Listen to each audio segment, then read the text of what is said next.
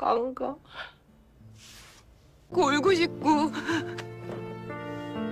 Halo guys, balik lagi ke channelnya Mimin. Gimana kabar teman-teman semua? Semoga baik-baik aja ya. Oke, di video kali ini mari kita lanjutkan review dari drama The Nice Guy yang makin seru tentunya. Bagaimana kelanjutannya? Ini dia. Bye Mimin. Setelah keluar kata-kata dari Kang Myung meminta putus kepada Park Suk-chul, Suk-chul menanyakan apa alasannya. Namun Kang Myung hanya mengatakan bahwa dia itu situasinya lagi berat banget saat ini dan dia memilih untuk mengakhiri hubungannya dengan Park Suk-chul. Walaupun Kang Myung tidak bisa menjelaskan secara detail kepada Suk-chul. Dan kali ini mereka benar-benar berpisah dan setelah itu Kang Myung pergi meninggalkan Park Suk-chul. Walaupun dalam hati mereka berdua, terutama Myung, sebenarnya dia nggak mau. Nah, pas perjalanan pulang, Suk-chul itu benar-benar kayak sakit hati banget dan dia sedih hingga dia menangis terseduh-seduh di dalam bus tersebut. Nah, sementara itu untuk Suk-hee juga itu mendapatkan permasalahan percintaannya dengan Gi-hong, di mana Suk-hee mengira bahwa dia dan Gi-hong bakal mengakhiri hubungan mereka. Tapi Gi-hong bilang bahwa dia nggak mau juga putus sama si Suk-hee. Dia juga menceritakan kejadian di mana pas direktur mereka meminta hubungan mereka itu berakhir, tapi Gi-hong memilih untuk enggak mau karena dia dari kecil ternyata itu udah suka sama si Suk-hee dan juga mengejar-ngejar Suk-hee dari dulu. Nah, kalau udah dapat ya dia nggak mau dong kalau misalkan hubungan mereka berakhir gitu aja. Dan dia juga bilang sama Suk-hee bahwa dia nantinya bakal pergi sama Suk-hee ke luar negeri. Tapi Suk-hee bilang bahwa dia enggak jadi pergi karena dia pengen melunasin hutang-hutang dari keluarganya dia. So dia merelakan mimpinya, masa depannya dia, dan juga cita-citanya. Terus untuk menenangkan Suk-hee, Gi-hong memeluk Suk-hee dan juga bilang bahwa semua bakal baik-baik aja. Terus kan Kang Myung dikabarkan dari pihak rumah sakit bahwa ibunya tiba-tiba aja kritis dan juga saat ini sedang dioperasi. Nah, didampingin sama Suk-hee, Myung itu benar-benar khawatir banget bahwa terjadi sesuatu kepada ibunya dan juga gimana kalau misalkan operasinya itu tidak berjalan dengan lancar. Tapi Suk-hee bilang bahwa semuanya bakal baik-baik aja, udah tenang aja. Tapi takdir berkata lain, ibunya Myung nggak bisa diselamatkan. Hingga setelah itu akhirnya dilakukan pemakaman untuk ibunya Myung. Dan gak lama setelah itu datanglah Suk-chul dan dia mencoba untuk menenangkan Kang Myung. Walaupun status mereka udah putus, tapi Suk-chul tetap berada di sampingnya Kang Myung. Setelah itu datanglah Suk-hee bersama dengan Gi-hong dan juga Yoon Byung-soo, di mana Suk-chul itu meminta bantuan sama mereka karena kan Myung cuma sendirian aja. Nah, setelah itu Kang Tae-hun datang juga ke sana. Kemudian Suk-chul mengajak Tae-hun untuk keluar sebentar dan juga ngobrol, tapi mereka nggak ngobrol banyak. Cuma Tae-hun cuma bilang sama Suk-chul untuk menjaga Myung dengan baik. Nah, setelah itu abu ibunya Myung akhirnya diletakkan di pemakaman. Setelah itu Kang Myung bilang sama Suk-chul bahwa dia pengen pindah rumah setelah dia menyelesaikan semua urusannya. Terus Suk-chul bilang, mau aku temenin nggak?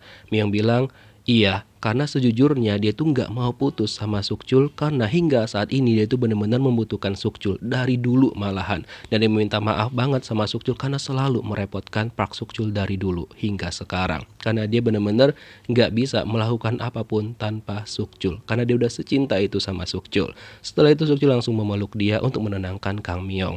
Nah, setelah itu Suk-chul membantu Myung pindahan dan juga mengantarkan barang-barangnya Kang Myung. By the way, mereka berdua pacaran lagi. Nah, sementara itu, bosnya Suk-chul itu mendatangin rumah mereka dan bertemu dengan ayahnya Park Suk-chul. Di mana dia itu akhirnya mengakui bahwa semua ini perdebatan antara dia dan juga Tae-hun itu berawal dari dia yang gak tegas. Karena dia tahu sebenarnya bahwa Sang-yeol memfitnah Tae-hun bahwa Tae-hun yang mengambil uang. Padahal sebenarnya si Sang-yeol ini yang ngambil uang. Tapi karena dia gak tegas, makanya pemerasaannya itu semakin runyam. Terus dia juga memberikan uang kepada ayahnya Suk-chul, tapi ayah Suk-chul menolak. Intinya ayah Suk-chul cuma minta tolong nih, tolong biarkan Suk-chul resign dengan baik-baik dan juga jangan ganggu lagi Suk-chul dan biarkan dia hidup dengan tenang.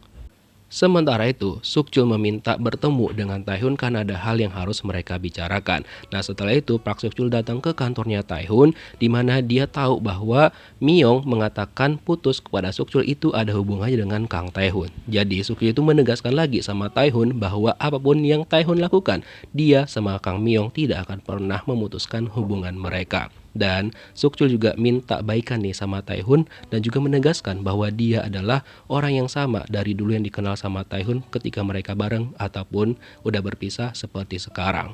Kalau butuh bantuan, Sukchul siap ngebantu. Nah, teruskan W. Nah, Sogyeong itu baru aja kelar dari tempat anaknya sekolah dan ternyata anaknya itu mendapatkan nilai yang bagus banget. Nah, sebagai rewardnya, dia membelikan anaknya es krim dan ketika mereka lagi makan tuh kan, nah tiba-tiba aja Sukhi menelpon Sookyung dan mengajaknya untuk bertemu karena ada hal yang harus dia bahas. Ya udah, setelah itu Sookyung menemui adiknya dan ternyata Sukhi itu memberikan surat perjanjian nih kepada Sookyung di mana dia berjanji bakal melunasi hutang-hutang kakaknya dan dia juga memberikan uang kepada Sookyung.